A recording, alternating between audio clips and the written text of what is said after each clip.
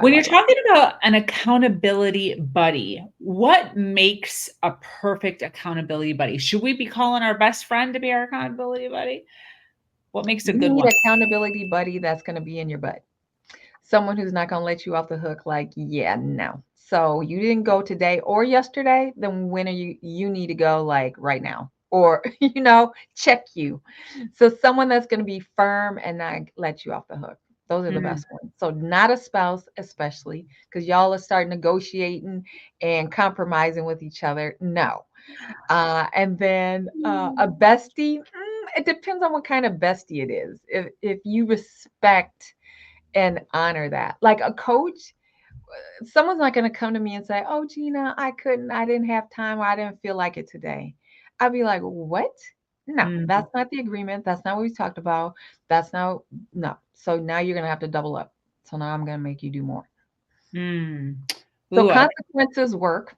Consequences work. I used to have a plan with a certain group of people where you would list your own consequences for yourself, ooh, give it to your accountability partner, and when you didn't do something, then you had to do one of those. Buy gas for the person in front of you, do double double on your exercise, um, uh, make sure you cram and finish a book that you've been putting off, certain things like that, like something that grip you to say, oh, I don't want that, but so let me go ahead and get this done. yes, that's great. I love that. I've never even heard of that before. A a it's not a punishment. What would you call it? Consequences, consequences. Consequences. They're Yeah. consequences. So you have those in sports. It's yeah. So it's like a punishment or whatever, because you're not being accountable to yourself, and so the behavior is what the discipline part is the behavior. So we all know that it takes 30 days to create a new habit. Yeah. So Franklin Covey, and there, there's tons of people who talk about that. 21 to 30 days. I say 30 days to create a new habit. So if you're going to start this new thing, let's say the beginning of the month, you know that that whole month is going to be anguish for you. But if you can stay in new habits, new behavior, talk yourself into it, get an accountability partner, and keep at it. Focus your mind that this is fun. Trick your brain. Do all the things you that are resisting to get it done. The end of the month, let's talk again and see how you feel. Yeah.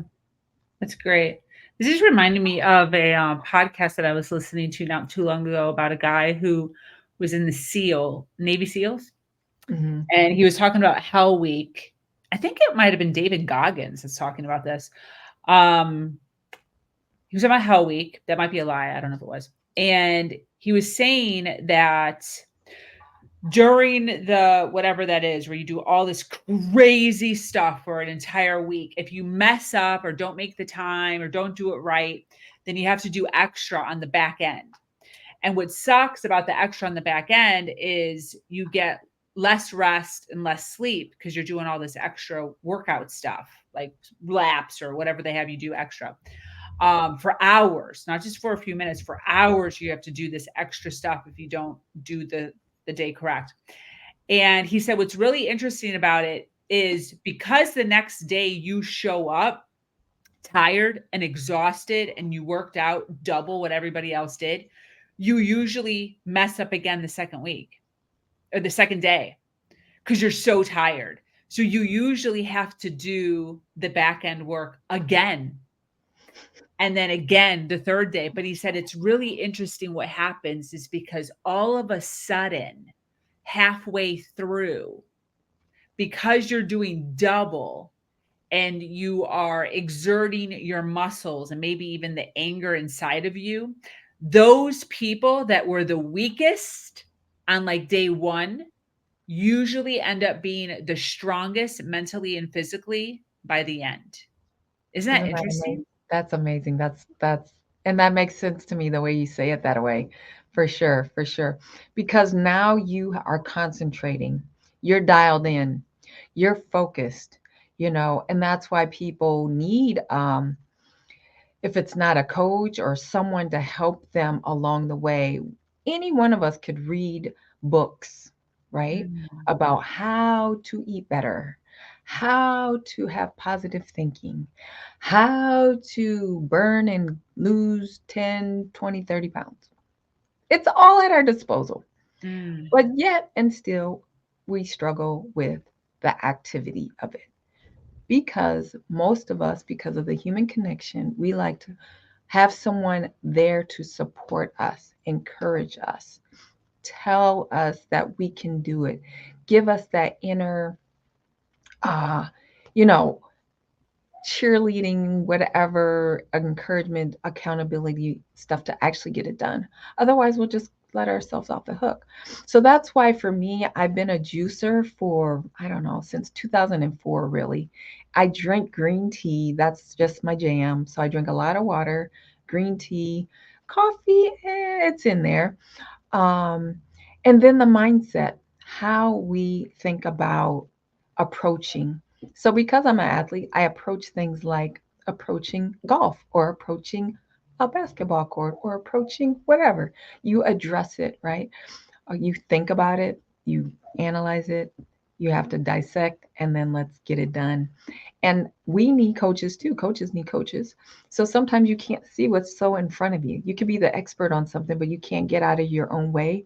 So we all need support. That's why it's always a stepping stone, or um, we're just interconnected that way. But when someone hears your story or hears what you're going through, and they can help you, guide you, right? Coaches are guiders to guide you through, to get you up, and then you're done. Like, I'm not a coach that wants to sit there and hold your hand for like 20 years. Like, no. I just want to, like, pop pop, let's go, we can do it. And then you're like, oh my God, you're so right. Oh, thank you so much. I couldn't, you know what I mean? So you just need that extra to get over the hump, of what it is. And anytime, so I pivoted careers midlife, right? So I've transitioned from a career to another career. So overcoming obstacles like that, starting from ground zero to elevate. Who does that? Like, people are faced with that now more than ever.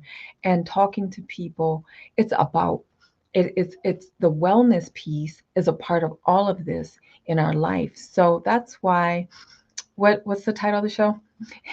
our talk show. Yes. So she's talking, and we're talking about just elevating, and in the space of both mind, body, and soul, spirit, nutrition.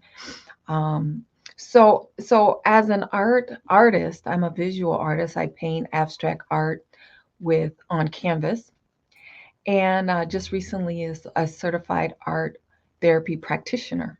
So I talked a little bit earlier about the mental side. Not everyone wants to talk to a therapist, but maybe they'll go ahead and do some art painting and express themselves and get that emotion out, and that mind piece where you can just elevate and explore. Not that you're to be a artist. I don't teach art. We just use it as a medium to express and heal and discover, like, yeah, you can go out of the lines. Like, for accountants and attorneys, it's like, oh my God, they can't do it. It's like, I'm in the box. Like, how do you do this? So he's like, yeah, just let it flow. And then your mind, you're using different parts of your mind where it's like discovery, possibilities, openness, calmness, Mhm. and so that's, yeah. Beautiful. That's beautiful. When you're talking about mindset, one of the things that really comes to my